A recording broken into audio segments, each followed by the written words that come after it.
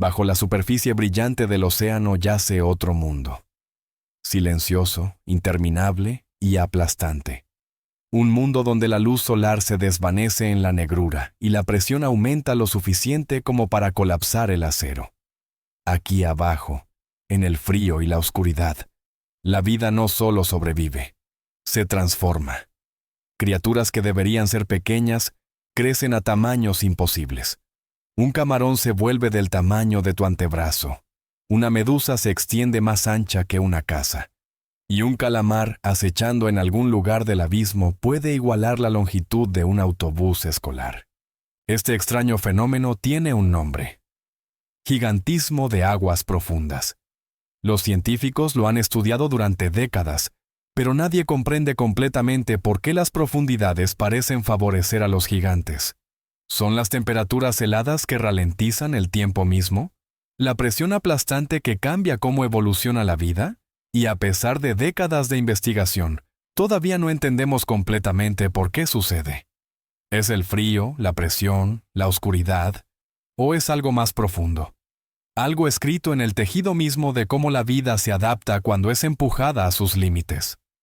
Hoy nos sumergimos en uno de los mayores misterios del océano, no solo para conocer a estos gigantes, sino para entender qué fuerzas los esculpieron en los titanes del abismo. Lo que sabemos. Comencemos con lo que sabemos.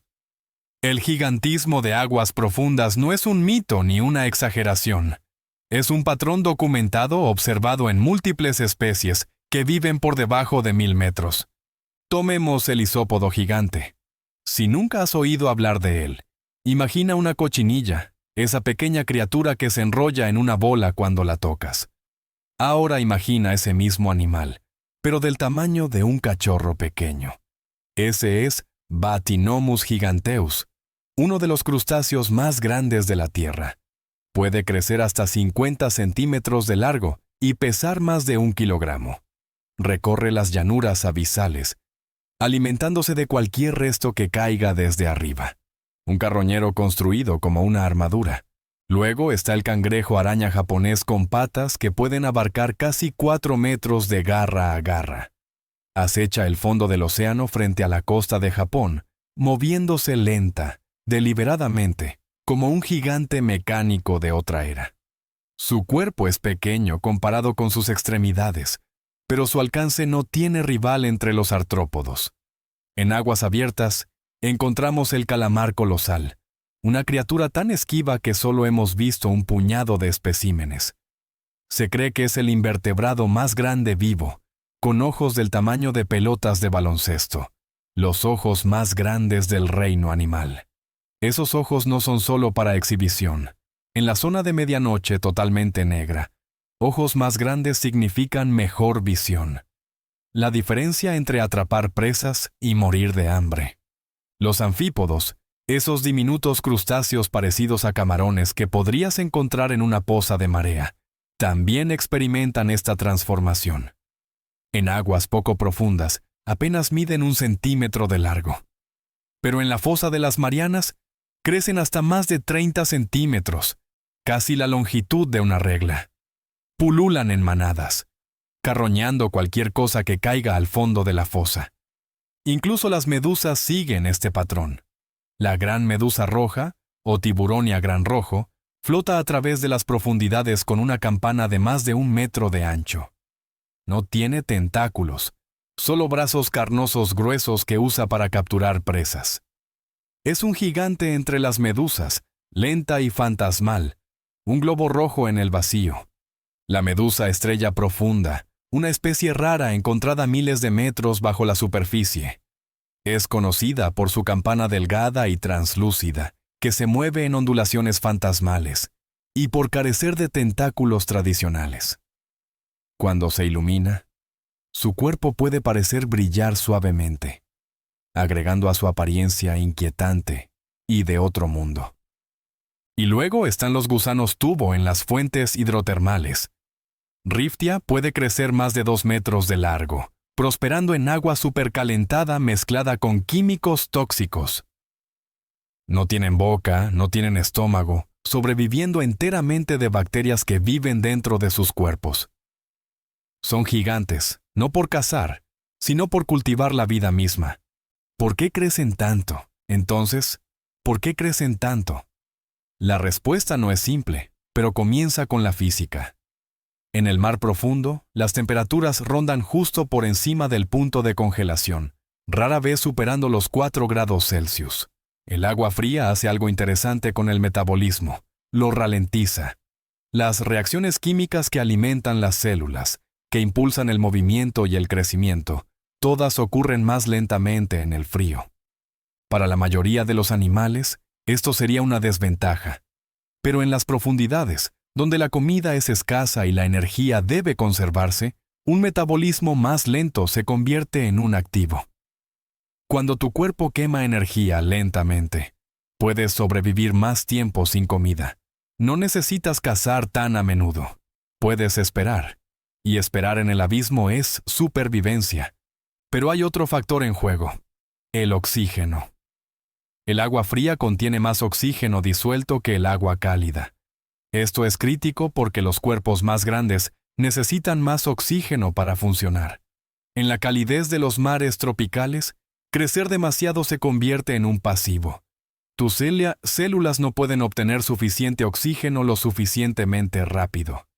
Pero en las profundidades frías, el oxígeno es abundante, permitiendo que los tejidos soporten mayor masa sin asfixiarse. Luego está la presión. A 4 kilómetros de profundidad, el océano presiona con una fuerza de más de 400 atmósferas. Eso es como tener una docena de elefantes parados en cada pulgada cuadrada de tu cuerpo. Para nosotros, sería muerte instantánea. Pero para las criaturas de aguas profundas, la presión no es un obstáculo. Es simplemente normal. Curiosamente, la presión podría realmente favorecer tamaños corporales más grandes. Los animales más pequeños tienen una mayor relación superficie-volumen, lo que significa que la presión afecta a sus células más intensamente por unidad de masa. Los animales más grandes con más volumen relativo a su superficie pueden manejar la presión de manera más eficiente. Sus células están menos distorsionadas.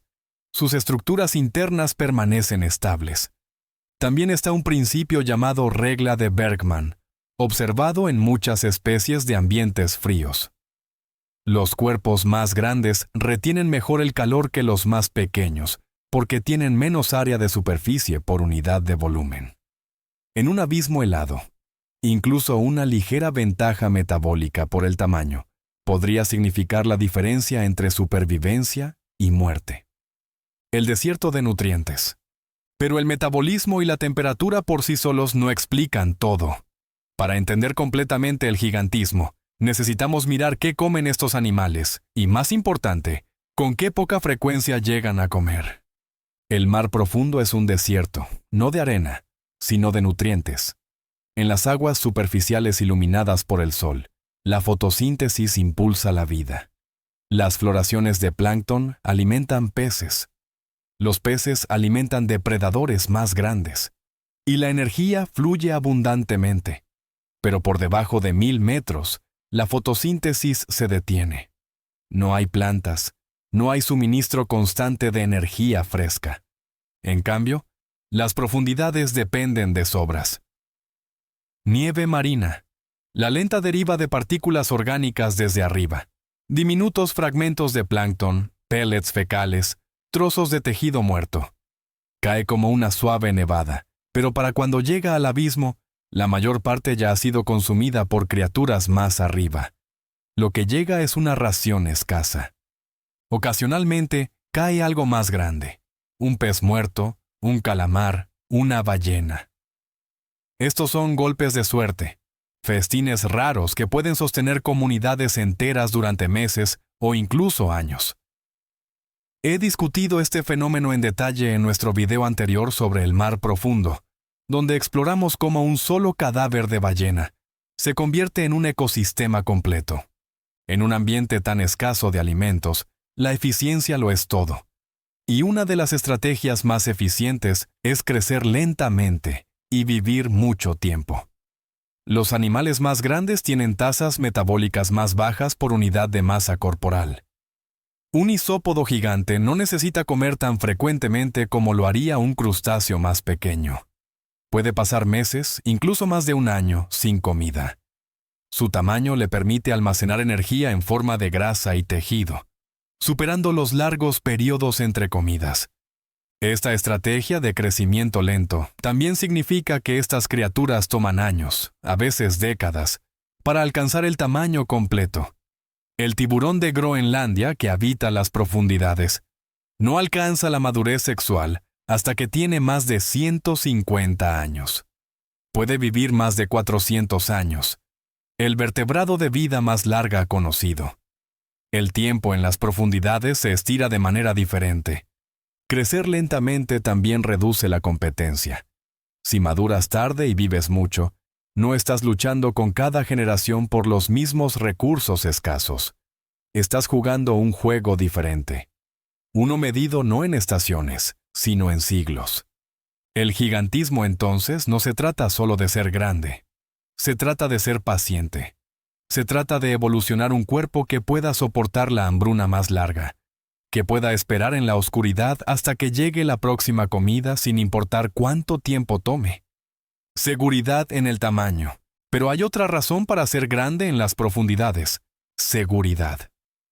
En la zona de medianoche y más abajo, los depredadores son menos que en aguas poco profundas.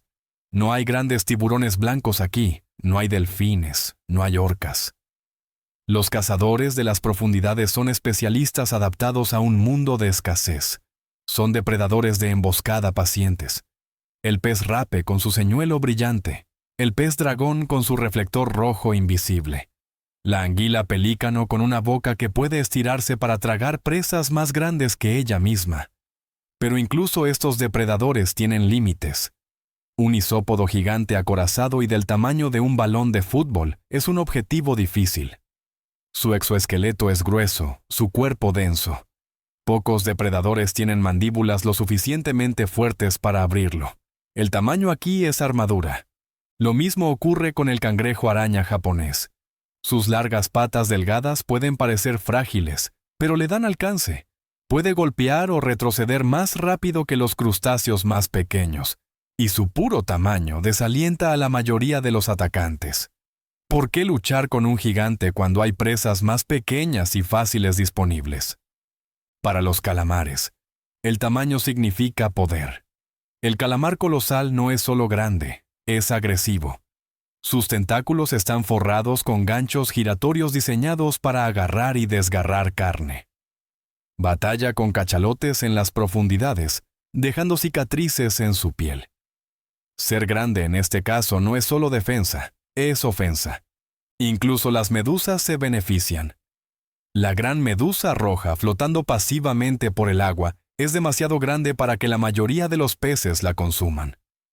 Sus brazos carnosos gruesos contienen toxinas, y su puro volumen la convierte en una comida poco atractiva. Los depredadores la pasan de largo, buscando objetivos más pequeños y suaves. También está un concepto llamado hipótesis de liberación de depredación. Sugiere que en ambientes donde los depredadores son raros, los animales presa pueden crecer más sin la presión evolutiva de permanecer pequeños y rápidos. En aguas poco profundas, ser pequeño significa que puedes esconderte, escapar, meterte en grietas. Pero en las profundidades, donde los escondites son escasos y la velocidad es costosa, crecer grande se convierte en la apuesta más segura. Un refugio evolutivo. Hay una pieza más en este rompecabezas. El mar profundo es antiguo, no solo en tiempo geológico, sino en tiempo evolutivo. Es un ambiente estable, uno que ha cambiado muy poco durante millones de años. Mientras los mares poco profundos fluctúan con estaciones, mareas, cambios de temperatura y corrientes cambiantes, las profundidades permanecen constantes. La temperatura se mantiene cerca del punto de congelación. La presión permanece inmensa. La oscuridad permanece absoluta. Esta estabilidad permite que las especies evolucionen lentamente, refinando adaptaciones a lo largo de eones, sin las presiones disruptivas que impulsan cambios rápidos en otros ambientes. Muchas criaturas de aguas profundas son consideradas fósiles vivientes, especies que han permanecido en gran medida sin cambios durante millones de años. El isópodo gigante, por ejemplo, pertenece a un linaje que se remonta a la era de los dinosaurios. No ha necesitado evolucionar mucho porque su mundo no lo ha exigido. Este aislamiento también significa menos competencia. Las aguas poco profundas están abarrotadas. Cada nicho ecológico está lleno. Cada recurso es disputado.